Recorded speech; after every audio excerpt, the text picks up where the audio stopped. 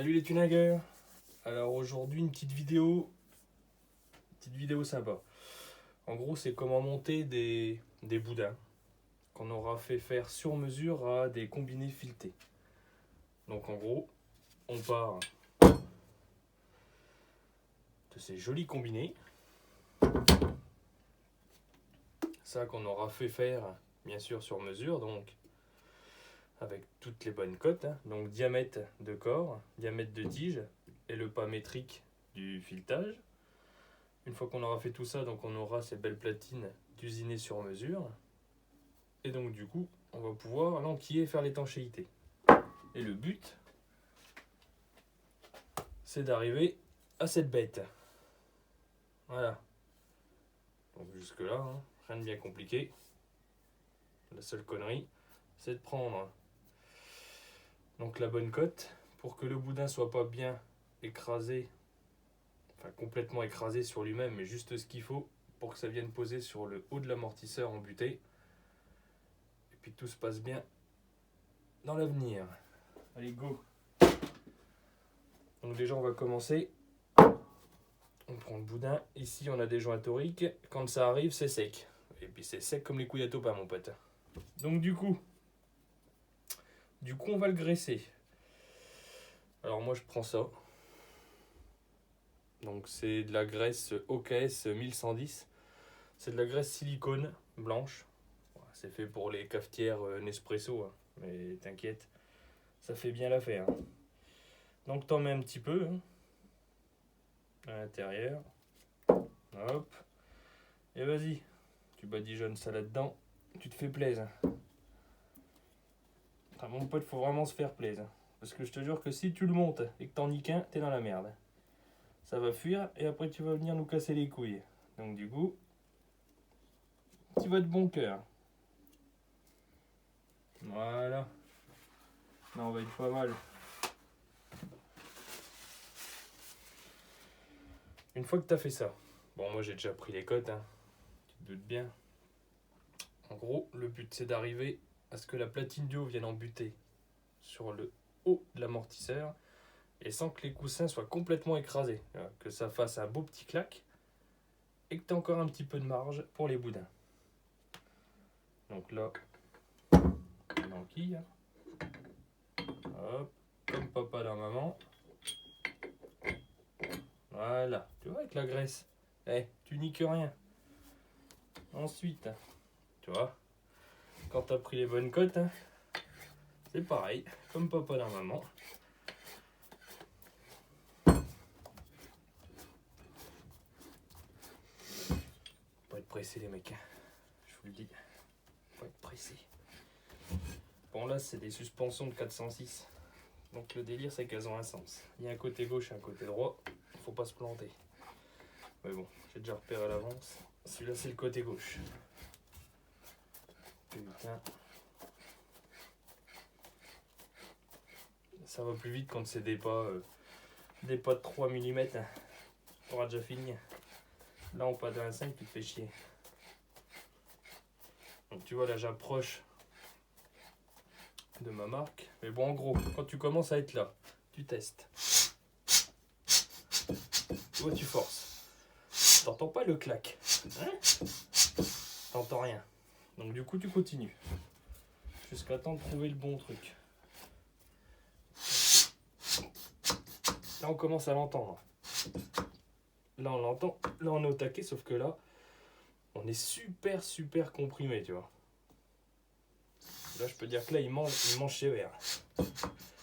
Là quand ils sont neufs ça va aller mais quand ils vont commencer à sécher mon pote, pas la merde. Voilà. En gros j'avais pris 2 cm à la fin du filetage, on contrôle.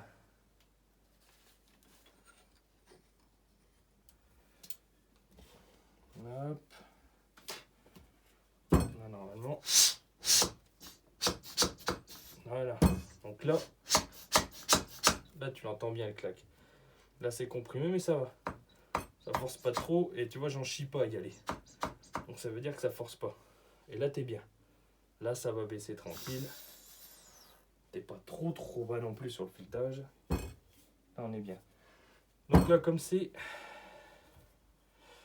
le côté gauche, en gros, là je vais avoir ma biellette de bar stable qui va venir ici. Là on a le trou pour le raccord. Donc lui, le but du jeu, c'est qu'il soit légèrement décalé ici, pour pas qu'il vienne buter en fait contre la biellette. C'est un peu le but du jeu. Donc légèrement en quinconce, il va vers l'intérieur pour éviter d'aller frottiller la jante, hein. Ça serait con. Et là t'es bien. Donc là tu vois on est bien. Donc là je vais mettre mon contre-écrou en buté. Donc là on va dire c'est mon marquage. Maintenant on va faire l'étanchéité. Ouais, c'est reparti. Enfin, je vous jure.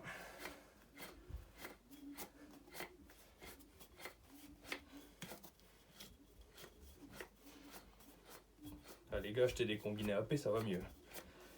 Quand c'est du TA, c'est casse-couille. Voilà. Donc là, on a le filetage. Alors bon, là c'est du neuf. Tu vois, tu te fais pas chier. Quand c'est de l'occasion, du moins quand tu les as déjà utilisés, tu les nettoies à mort le filetage. Brosser, fais tout ce que tu veux, nettoyer en frein, tu souffles. Il faut qu'il n'y ait aucune merde et que ça soit sec de chez sec. Sinon l'étanchéité mes couilles. Alors moi, là je prends ça. C'est du Flomax FM42. En gros, ça équivaut à la Loctite 542. Donc en fait, c'est fait pour l'huile et l'air. Ça résiste à des pressions de malade et en même temps, ça colle. Par contre, le jour où tu veux démonter, accroche-toi mon pote. Il faut chauffer. Donc au chalumeau, il faut quasiment monter à 500 degrés pour liquéfier un petit peu la Loctite. Et tu t'amuses. Donc là, tu vas généreusement. Hein. J'en mets déjà un petit coup sur tout le tour, tu vois.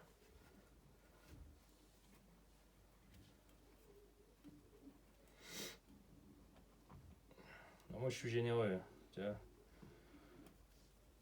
On va dire que je vais essayer d'éviter d'avoir quelques fuites, tu vois. Généralement, quand tu mets la dose, t'es pas emmerdé. Je vous vois déjà venir. On veut démonter. Bah, tu te démerdes. Chalumeau. Voilà. Donc là, on est pas mal. Donc là, maintenant, on y retourne. Hein. Et là, en fait, on colle. Et là, on est en train de faire l'étanchéité.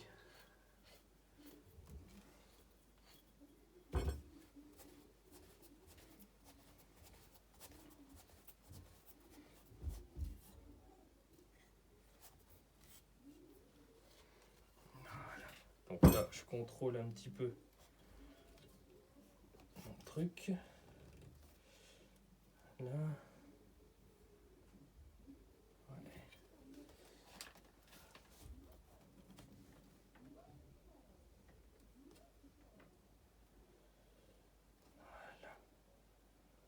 Voilà, mon raccord, il est pile poil comme je veux.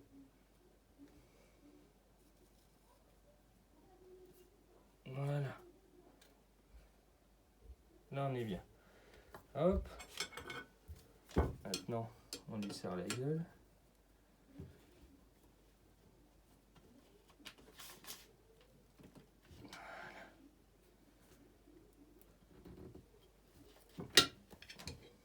Ah, puis tu lui serres bien la gueule.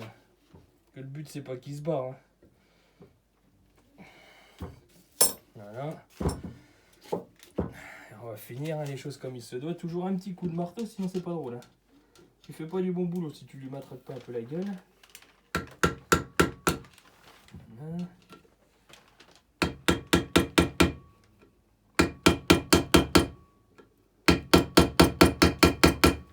Voilà. Là t'es sûr qu'il est sérieux mon pote. Rien que déjà comme ça il bouge plus.